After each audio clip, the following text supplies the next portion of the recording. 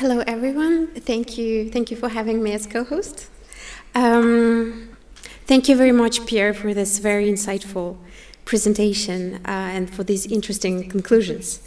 I would like to introduce you our new speaker, Kaisa Snellman.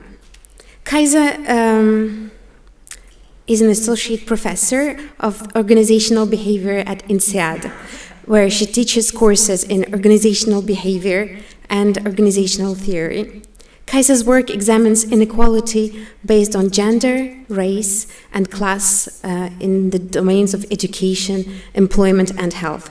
She is interested in both the structural and the cultural cognitive process that contributes to inequality.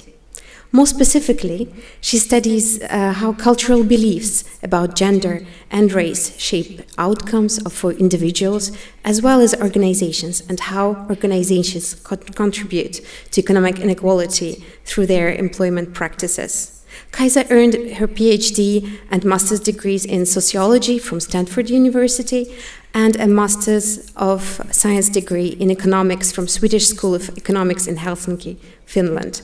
Prior to joining INSEAD, Kaisa was a postdoctoral fellow at Harvard Kennedy School of Government. Kaisa is a widely recognized researcher with an impressive publication track. Her research has been featured in a number of important scientific magazines and in general public news outlets. Dear Kaisa, thank you very much for having joined us today. Please, the floor is yours.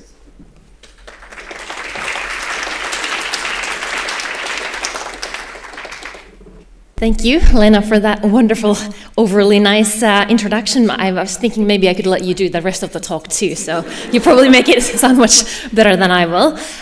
Good afternoon, everybody, and just like the previous speakers, I would like to extend my thank yous for the organizers for putting together such a wonderful and such an interdisciplinary conference on such an important topic. And I'm excited to see so many people in the room at the same time for the first time in 2 years. So I'm feeling, as an introvert, a little bit pressure here. It's like so many faces. All right. So I'm going to be talking about fixing the leaky pipeline, as we know. So Pierre was talking about how we could tackle problems at the recruitment stage, but as it has already been mentioned several times, just like in any other industries, academia, women are not only hired at lower rates, but they're also being promoted at lower rates, and they tend to leave the industry at higher rates. So how do we fix this leaky pipeline? Just to follow sort of Pierre's depressing agenda, I'm going to talk about what doesn't work and then what might work. So there's much more evidence on the what doesn't work and what might work. So if you come here and you stayed here all day to know what will work, I'm going to disappoint you unless Mariam has some definitive answers. So let me start with the bad news and tell you what doesn't work. Well, the answer here is very short and simple. Most things don't work, okay? So most diversity initiatives actually fail. And I see some eyes rolling behind the masks in the auditorium. But if you think about this, and if you look at the data from the private sector, this isn't actually that surprising. So on the private sector, companies have been battling this issue of female underrepresentation for a long time. They have experimented with things like implicit bias training programs, diversity programs, job testing, performance reviews, grievance systems, and what have you. And not much has changed over the last 30 years. So when we look at data from the US or from Europe, when we look at the share of women occupying top-level positions, the needle has moved a little, but not much. In fact, some of these types of interventions tend to make things worse. Frank Dobbin, who is a professor of sociology at Harvard, and Alexander Kalev, who is at Tel Aviv University, they looked at the effect of the 3 most popular interventions out there.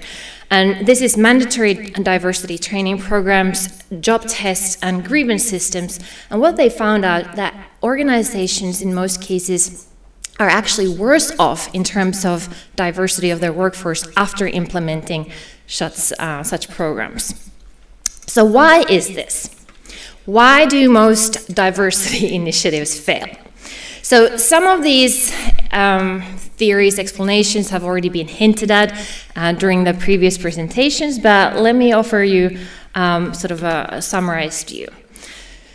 Managers, like most people, don't like being told what to think. So when we push them through implicit bias training programs or mandatory training programs that they don't choose to go, if there is a positive effect on this implicit bias trainings, it usually lasts a day or two. So this is learned behavior, how to answer a questionnaire. But in most cases, the implicit bias training programs, when we measure their attitudes, 2 or 3 weeks later or 3 months later, the needle has actually moved to the opposite direction.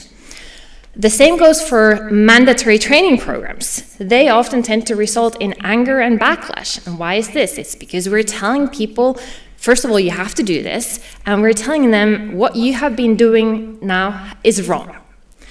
And that does not go well. Job testing. You might think, well, this is a great idea. We're getting, objective data on the skills and qualifications of the candidates. So going back to the earlier sessions this morning where we said, like, oh, if we have the criteria of like saying that we take the tallest candidate, we can just take out the tape measure and that's it. Well, managers are sneaky and they don't actually put through all candidates through these tests. So research shows that when we put together these like job testing practices, managers actually let the white guys bypass these tests, and it's only minorities and women who go through them. So they're the ones who end up actually being hurt. Grievance systems, well, that's a great idea. So if you're being discriminated, it's a good idea to have a formalized system that allows you to complain. Well, no surprise, managers actually tend to get it back at the employees who do complain. And as a result, employees who have complained, who tend to be the women and minorities who have been discriminated, have a tendency to leave organizations. So these are some reasons why diversity training programs often fail. Another reason, and this is a little bit more complicated, is that when we emphasize diversity, even if this is not one of these structural programs, but just like a diversity initiative in general, they tend to increase the salience of gender. They tend to highlight these group boundaries, which then tend to evoke identity-based threat among the minorities, who then start to underperform. But it also tends to create a backlash among the majority members, who are now being threatened by this program, like let's level the playing field. So rather than like reducing the stereotype biases that we spent 4 hours talking about, emphasizing diversity actually tends to make it more salient. So the more we talk about diversity, the more we see people as members of a group rather than as individuals. So if we think about diversity initiatives, one could also argue that some of this is structural and some of this is just semantics. Would it help if we just called these initiatives something else? And I'm going to get back to you on that in a second. All right, so if most diversity initiatives fail, what might work? So we've already talked about inclusion several times today. So we say maybe diversity isn't the key to happiness and the solution to everything. We should be more inclusive. So what does inclusion mean? I don't think anybody really defined inclusion as of now. So what we mean by inclusion is that the individuals in the organization have a sense of belonging. They have a sense of being appreciated, both formally and informally, by the organization. What this means in practice is that they feel like they have access to decision-making process, they have access to resources, they have access to information, they have access to social networks. So being inclusive is both a mindset and it comes with sort of practical solutions. So why would inclusion work better? Now we've been saying like diversity, that's so 1996, let's focus on inclusion. But in theory, why should inclusion work better? Well, going back to my earlier point, the reason why inclusion might not have the same type of backlash effect as diversity is that it puts the focus on the individual and not on the social category. So if diversity has the effect of highlighting your membership in the group of women or in the group of men, inclusion doesn't do that. So rather than putting you in a box and keeping you in that box, inclusion or climate of inclusion tend to respect the uniqueness of individuals. So we're valuing you for who you are and not because of what group you represent. Now, diversity initiatives basically also require a larger sort of cultural change, but when it comes to inclusion, this is even trickier. If we want to introduce the climate of inclusion, it doesn't come in a package brought up by consultants who are being paid, to produce nice pamphlets. There is no one weekend workshop after which everybody will feel included. No, what the climate of inclusion really means is a broader change of norms and values and corporate culture or academic culture. It's a permanent shift. And for this reason, it is much harder to come by than the sweet words that we're being expressing. Another benefit of inclusion is, and I'm going to show you some data on this, that unlike diversity initiatives where the idea is that you're leveling the playing field and bringing advantages to the disadvantaged groups, inclusion may actually benefit everybody in the organization. And the way I see sort of the inclusion idea playing out is that oftentimes we see organizations as battlefields. It's a zero-sum game. Some people lose, some people gain.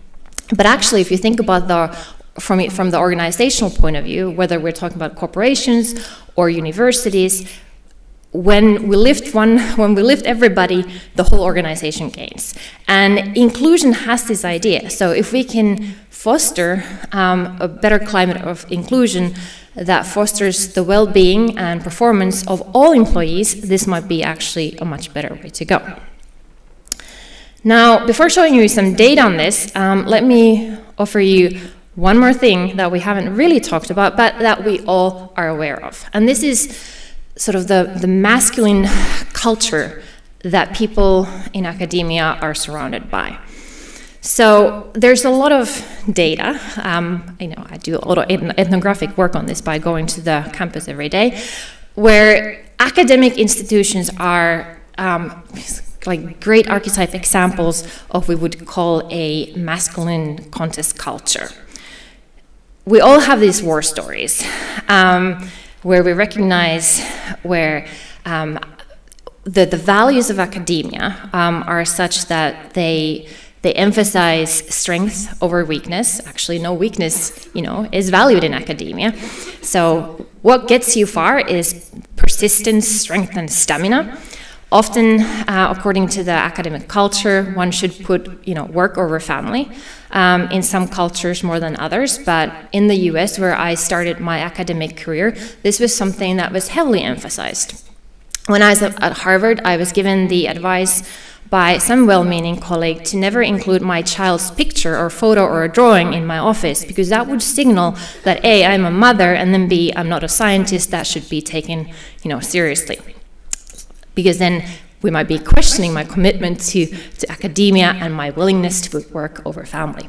And they were right. Okay. Academia is also characterized by ruthless competition. We've talked about this many times. We talked about this in the context of publishing and in the promotion processes. What data suggests is that in an environment that is culturally sort of masculine, women might not be, doing as well as men. So these are the hypotheses that I'm going to test. So when we are planning for intervention, so now I've already dissed all the diversity initiatives, so obviously I have to offer something else in return. What I'm going to suggest is that the two promising areas to explore are exactly these two. So how do we increase inclusion, and how do we get rid of the masculine norms of academia? And I have some empirical data on this. So together with Maria Guadalupe and Daisy Pollen, I've been working on a large project on inclusion, masculinity norms, and turnover intentions in business schools for the last couple of years. In this project, that has been collected as a part of a larger European Union-funded initiative. We have surveyed data from various business schools in Europe, and we are looking at faculty and staff. And the reason why we're doing this is that while the business schools in Europe are heavily male-dominant in terms of faculty, for staff, the situation is actually opposite. So in some schools, like mine, 20% of faculty are female, but 80% of the staff are female. So the gender sort of composition flips when we look at staff versus faculty. So in this project, we're focusing on these perceptions and beliefs around organizational norms and values. How do you perceive the climate of inclusion, and how masculine do you perceive your work climate to be? And we ask, are men's and women's beliefs that different? I mean, after all, they work in the same organization, so one could assume, if one was being rational, that if we work in the same organization, we experience the same climate, hence we should not find any gender differences in these perceptions. At the same time, we ask, are faculty and staff different? Again, they work in the same organizations, so maybe we should find no difference. Then again, I was just making the argument that there's something specific about the norms of academia that might not be applicable to staff, only to faculty. All right, so I'm going to share some results from a paper that we're working on where we look at what is the effect of these beliefs around workplace norms and gender policies on women's turnover intentions and their sense of well-being in the organizations. And then obviously I'm going to look at the same for men and ask, like, is there any differential impact for men? So a few words about the data set and the research strategy. So we use survey data that we collected in 5 European business schools in 5 different countries. We have roughly 12,000 staff and faculty who kindly replied to our surveys. We use adapted scales on inclusion climate, on the masculine to the culture, and then we have a whole host of individual demographics. So we know if people have kids, if their parents, if their partners are working, we know about their tenure status, we have all kinds of information. In this particular project, we're looking at turnover intentions and workplace well-being as our main variables of interest. Now, as with every data set, this comes with a whole host of limitations. This is not an experiment. This is not randomized. It's just correlational stuff, but nonetheless, it should be interesting. All right, so what do we find? And given that it's almost 5 o'clock, I thought I'd show you actually some regression tables. Yay. All right, so, but I have kindly summed up the results for you who are at the back row. So, but this is what science looks like. All right, so what do we find?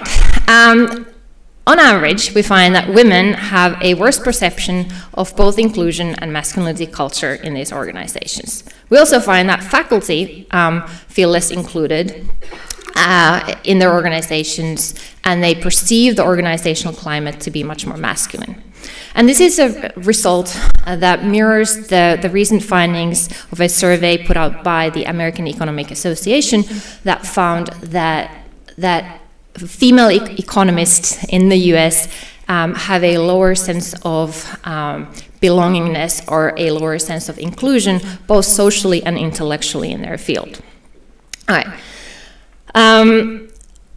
Does this do anything? So now we know, so we're continuing sort of on the bad news, so this is another way that, women are being screwed over in the academia, but does this matter for the leaky pipeline? And I'm going to argue, yes, it does. So when we just look at the sort of the raw scores on turnover intentions, we find that, yes, women do report higher turnover intentions. But what is really interesting is that this gender gap in turnover intentions entirely disappears once we control for the perceptions of inclusion and masculinity norms. So after we adjust for these like individual differences in beliefs, there is no gender gap. So this suggests that if we want to solve the pipeline problem, at least from the side of women leaving voluntarily academia, this is something that we should be paying attention to. In terms of well-being, what we find is that at the first, it doesn't look very good. Women report much a lower sense of well-being, but then, just like we did with the turnover intentions, once we control for feelings of inclusion and perceptions of masculinity contest culture, they're actually happier on average than their male colleagues. So inclusion and the masculinity contest culture seem to be driving a lot of well-being as well as turnover intentions. So what can we do? So what might work then? All right. So the key message that I'm trying to offer to you here is that maybe it might be worthwhile that we shift the efforts from promoting diversity, just increasing the numbers of women, to promoting inclusion and to try to change these workplace norms to reduce masculinity. It doesn't really help to keep hiring more women if these women are being, if they're left feeling unwelcome, unappreciated and unaccepted or unincluded. So just like the previous speakers were saying, I want to add my voice to the choir and say, just adding numbers isn't enough. We need to retain the people, and we do that by making them feel included.